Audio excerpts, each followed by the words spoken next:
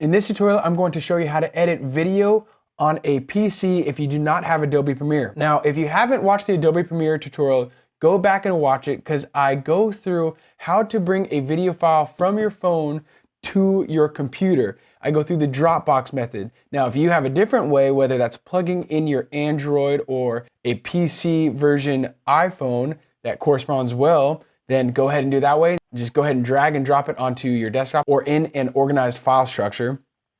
But go ahead and watch that video as I go through that entire process because we're just gonna skip over that here. Now, if you have a PC and if you don't know already, Windows does not support Windows Movie Maker anymore. They've actually gone a different direction. You can now edit videos in the Photos app. So this is a direction I'm gonna take it. To get to your Photos app, you click in that lower search bar, you click Photos, the photo app will open.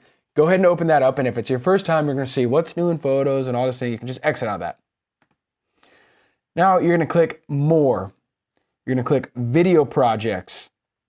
As you can see, I did a test one. I'm gonna click New Video Projects.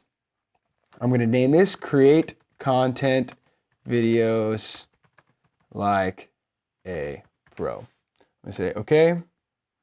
Now I'm gonna click this blue add plus.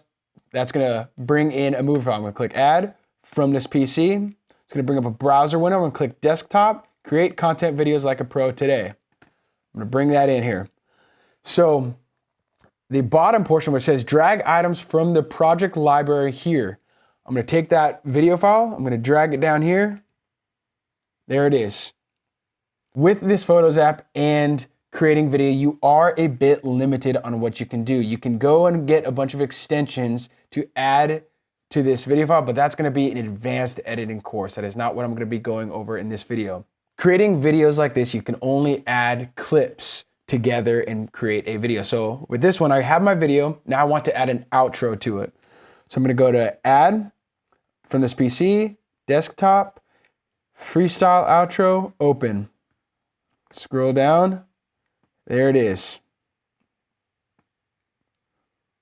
So I just brought in my video file into this timeline down below. Now a timeline is just where you bring in all of your video clips that you are going to want to compile into one video. So this one I have my main video, my outro. Okay, so once I've added my video and I've added my outro, I'm gonna go up here and click Finish Video. I want it to be high 1080p, which is the recommended export option. I'm going to click Export. I'm gonna save this. Again, you want to give your video file a great name. Please go back and watch the SEO video on why this is so important. So I'm gonna click Desktop. If you have an organized file structure, make sure to save it there so you can always go back and find your video files. I'm gonna click Export. It's gonna go through a process.